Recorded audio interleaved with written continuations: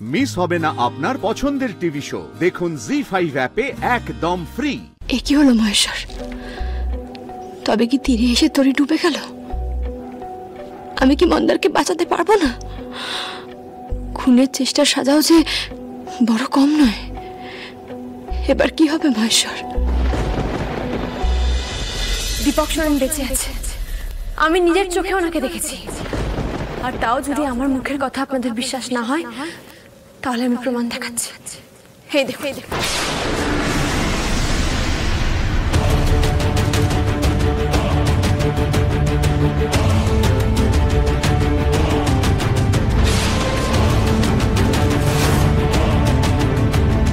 এই দেখুন ওনার ভিডিও।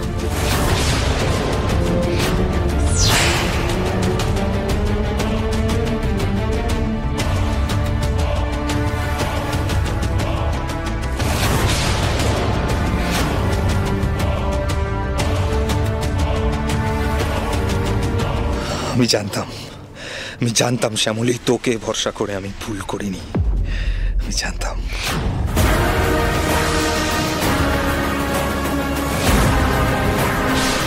শ্যামলীর মোবাইলটা হারিয়ে যায়নি, খুব পুরোটা ব্লাফ দিল। এবারে কি হবে? দীপক সোরেনকে অ্যারেস্ট করবে নাকি পুলিশ? হেরে, তাহলে তো আমি বড় কেসে ফেঁসে যাব।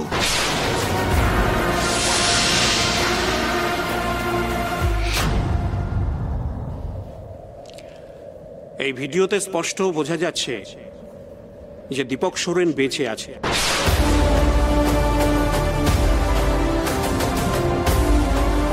কিন্তু এই ভিডিওটা কি রিসেন্ট ভিডিও?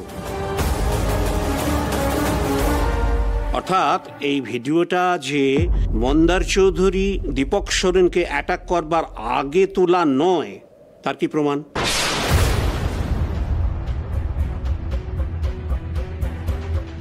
ধর্মাবতার, শ্যামলী দেবীর এই ফোন যখন আপনার কাছে পেশ করা হয়েছে, আমি আপনার কাছে অনুমতি চাইব যে ভিডিওটি কোন সময়ে ক্যাপচার করা হয়েছে তার যথাযোগ্য প্রমাণ আপনার কাছে পেশ করা হোক।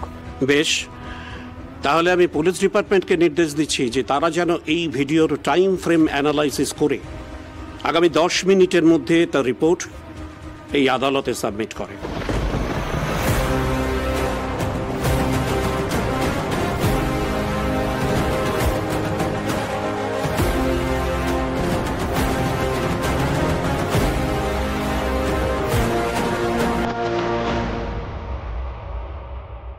শ্যামলী দেবী, আপনি নিজের জায়গায় গিয়ে বসুন।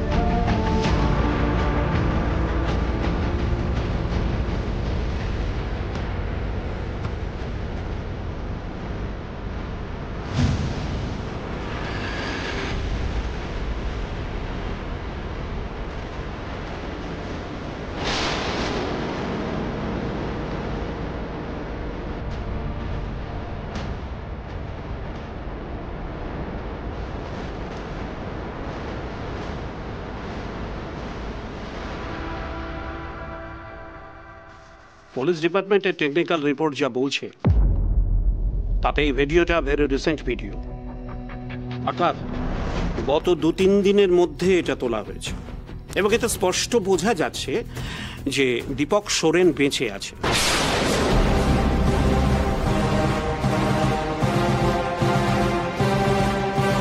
মিস্টার পাবলিক প্রসিকিউটর, আপনার পুলিশ কি আদৌ এটা ইনভেস্টিগেট করেছে? আপনি কি রিপোর্ট জমা দিয়েছেন কোর্টে? এতে তো মন্দার চৌধুরীর বিরুদ্ধে পুরো অভিযোগটা ভিত্তিহীন।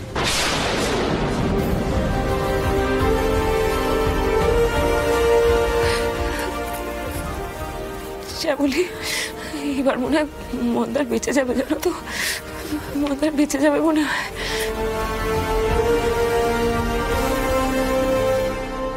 খুব খবর নিচ্ছি, চোখে চোখে রেখেছিলাম শ্যামলীকে। কোথায় কি করতে পেরেছো তুমি? শ্যামলী বলেছিল ফোনটা হারিয়ে গেছে, কোথায়? ফোনটা তোর কাছেই আছে। তুমি কিছু করতে পারলে? আমরা ফেসে যাবো, তুমি কি সেটা বুঝতে পারছো? এই না, তুমি না সবসময় আমাকে মেজাজ দেখাবে না, বুঝতে পেরেছো? ধৈর্য ধরো। তোমার কি মনে হয় আমার এতদিনের পরিশ্রম সব জলে চলে যাবে? চুপ করে বসতে হবে এখানে, দেখো না কি হচ্ছে। সমস্ত রিপোর্ট, সাক্ষী এবং ভিডিও অ্যানালাইসিস বিচার বিবেচনা করে স্টেট ভার্সাস মন্দার চৌধুরীর এই মামলায় ধর্মাবতার মাফ করবেন, আমি আপনাকে থামাতে বাধ্য হলাম। যে ভিডিও সাক্ষ্যের উপর ভিত্তি করে কোর্টে এই সিদ্ধান্তে পৌঁছেছে, আমার অনুরোধ ধর্মাবতার সেই ভিডিও একবার যাচাই করা। আসলে এখন তো এআই এর যুগ, যে কোনো ভাবে যে কোনো মুহূর্তে ভিডিওতে অন্য অন্য ছবি তুলে ফেলা যায়। আর তার চেয়েও বড় কথা হচ্ছে, দীপক সোরেন যদি বেঁচেও থাকে, তাকে খুন করার জন্য তো অ্যাটেম্প করা হয়েছিল।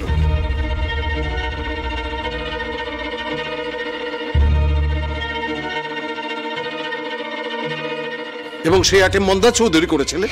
সুতরাং এদিক থেকে মন্দা চৌধুরীর শাস্তি অনিবার্য হয়ে দেখায় না?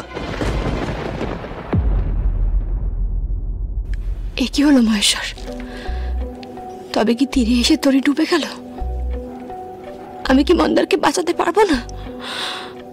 খুনের চেষ্টার সাজাও যে বড় কম নয়। এবার কি হবে মহেশ্বর? মন্দার চৌধুরী ভার্সাস স্টেটের এই মামলায় কোর্ট ব্রেকের পর আবার রিজিউম করব।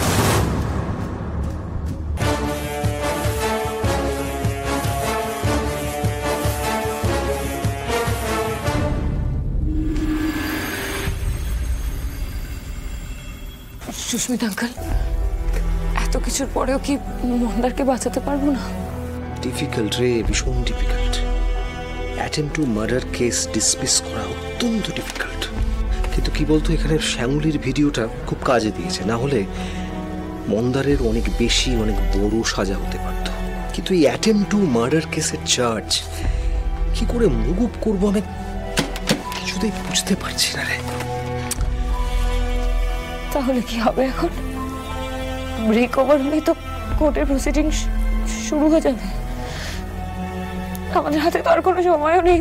দাদা ভাই, কেন করলে শ্যামলী? কেন করলে তুমি এরকম? কেন মন্দারকে সারেন্ডার করতে বললে? দেখতে পাচ্ছ তো মন্দারকে আইনের হাত থেকে রক্ষা করার কোনো উপায় নেই। কেন করলে তুমি আমার সাথে এরকম? কেন মন্দারের জীবন থেকে ওর প্রাইম ইয়ার্স গুলো জেলে কাটানোর ব্যবস্থা করে দিলে? কেন শ্যামলী, কেন? দেখলি দাদা ভাই, তুই দেখলি শ্যামলী চলে গেল, ও কোর্টরুম থেকে চলে গেল। যে দেখলো আর কিছু করার নেই, শ্যামলী দায়িত্ব নিয়ে চলে গেল। দাদা ভাই দাঁড়া, রূপ শান্ত। শ্যামলী কি চিনিস না তুই? ও কি এত সহজে হাল ছেড়ে দেওয়ার মানুষ? আর কি হাল ধরবে ও? সব তো শেষ হয়ে গেল, সব শেষ হয়ে গেল দাদা ভাই, সব শেষ হয়ে গেল। আমি জানি শ্যামলী আপনি কেন বাইরে গেলেন। আমি শুধু চাই সবকিছু যেন ঠিকঠাক ভাবে হয়। জি5 ডাউনলোড করুন আর সব এপিসোড দেখুন একদম ফ্রি।